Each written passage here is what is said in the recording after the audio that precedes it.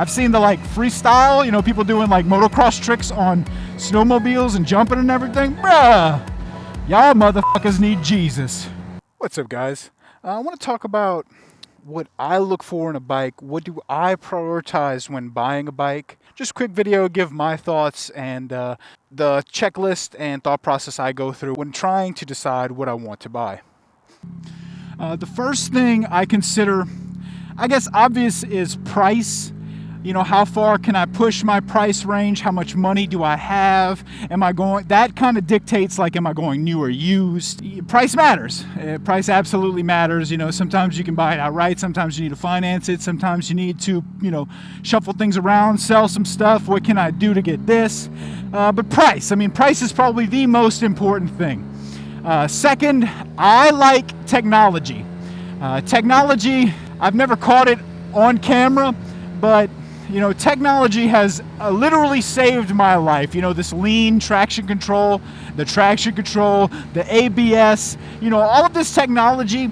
I was initially on the fence because there's so many people that will say, I don't need that. I'm going to turn that off. Why do you even have that on? But I have had my life saved so many times that I will no longer consider a bike without a sufficient level of technology. I just won't. I don't care what anybody thinks. You can call me a bitch. You can call me anything you want. I'm alive. And that technology has enabled me to do that. You know, I want a certain level of technology. I like the quick shifter on this bike is another thing.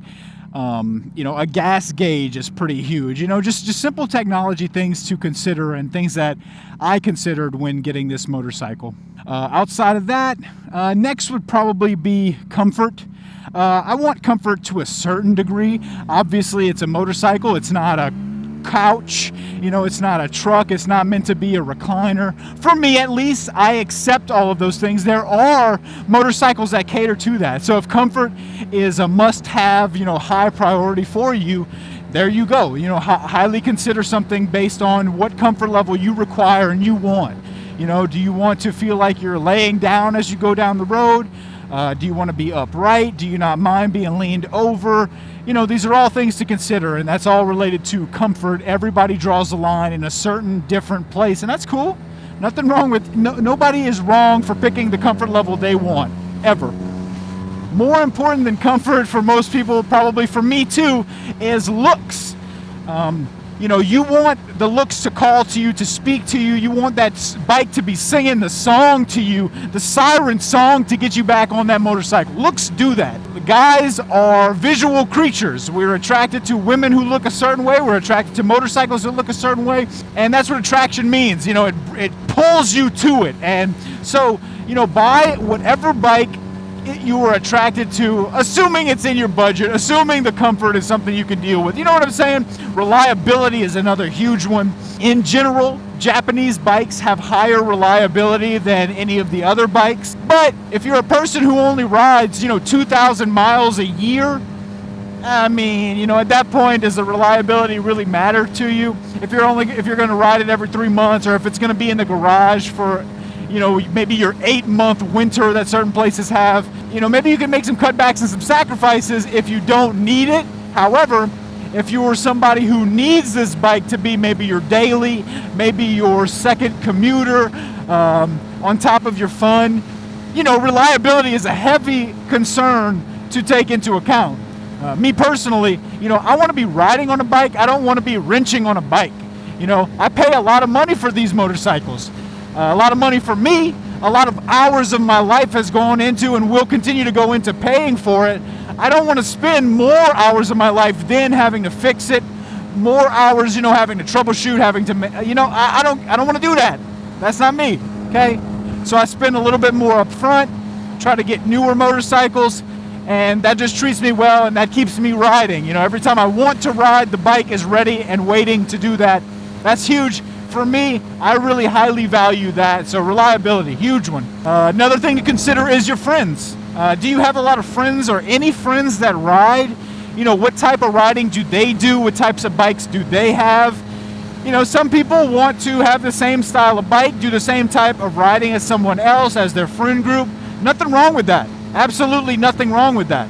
You know, Maybe you have a group of friends who all ride Harleys and you're going to be the little bitch, the weird guy out if you don't have a Harley. You know, okay, first of all, lame as fuck to be a grown man making financial decisions based on what other men are going to say and think. But hey, you know, if that's you, that's you. Do your thing. I don't care. I don't care if you get a Harley, bro.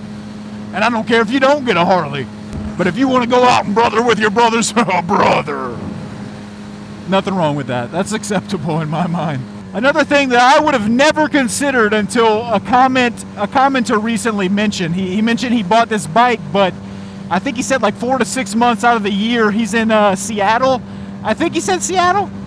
I'm not sure what city he said, but it's basically a very rainy city. So they have a winter and they have a rainy season. And so you got to factor that in, you know, your local climate. If it's hot, you know, it's hot everywhere. Not a whole lot of changes. Maybe you wouldn't get a air-cooled bike if you're in a hot area. But when it comes to cold, when it comes to rain, you do need to factor that in.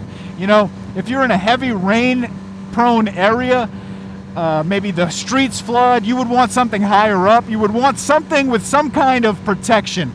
Because I will tell you what, this is my first time wearing a jacket in months because it's finally like 75, 80 degrees. It feels incredible.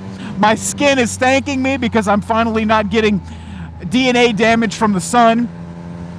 But when it rains and I'm just in a short sleeve shirt, it is super painful, okay? I'm gonna be real. I'm gonna be a real man and complain like a little bitch. It hurts, okay? The rain hurts because it's a naked bike, no fairings, no protection. And so in a city that's more rainy, more rain prone, maybe I would buy something with a windscreen or, you know, fairings, because even a faired bike, yeah, the rain's gonna hit you, but if you completely lean over in a super sport, the rain's gonna go right over your head. All the wind will too. And that's something I really miss. That's one of the few times I'm like, man, I wish I had my R1 right now. During a rainstorm, holy shit. Just beating up my forearms and everything. Because, I mean, you have a shirt on, you have a helmet on, you have pants on. I do whenever I ride. But exposing your arms, and bruh, that water will fuck you up. Sadly, most of the videos I made went in the rain and I'm whining and complaining. The GoPro had problems, so you guys probably still think I'm a man's man. That's right, I am. I ain't no bitch. No, but in those videos that you guys never saw, I'm fucking whining and complaining and hurting. And I feel like I just played paintball. Just welts and everything. I mean, so, you know, consider your climate and, you know, consider how much windscreen do you realistically need, you know, based on the wind. I don't know how you would consider a bike in a snowy area. I have no experience, so I don't even want to speak on that.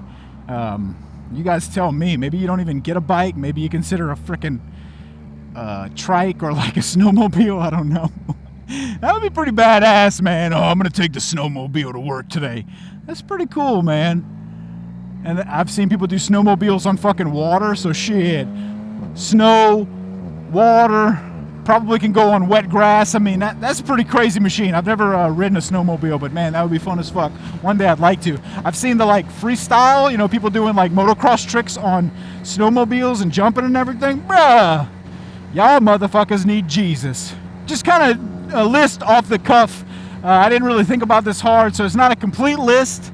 Again, might be something I'll revisit in the future, but these are all the things I consider when buying a motorcycle.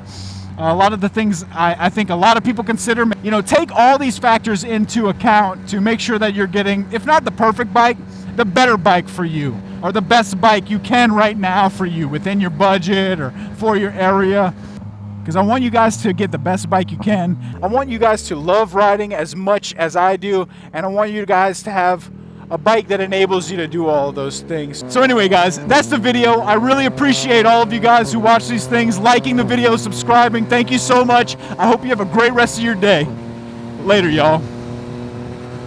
I don't know what kind of produce you guys have in your area. In our area, our chief crop is sugarcane. And the way they transport this stuff is in these huge trucks like this. I don't know how good the camera's gonna pick it up, but there's just pieces and pieces flying, you know, littering the sides of the road, littering the road itself. And on rainy days, these trucks drag huge clogs of dirt and mud all into the fucking road. Bruh. So what they do in our area is they have a festival. It's called a sugarcane festival. And so before they start doing all the nasty shit, doing this, grinding and boiling all the sugar, they have a big festival. So it's like a fair and some food, and everybody gets drunk, like in preparation, like, ha ha ha, sugar's awesome right now, we're gonna ruin the fucking state for the next 2 months. I hope you enjoy your festival!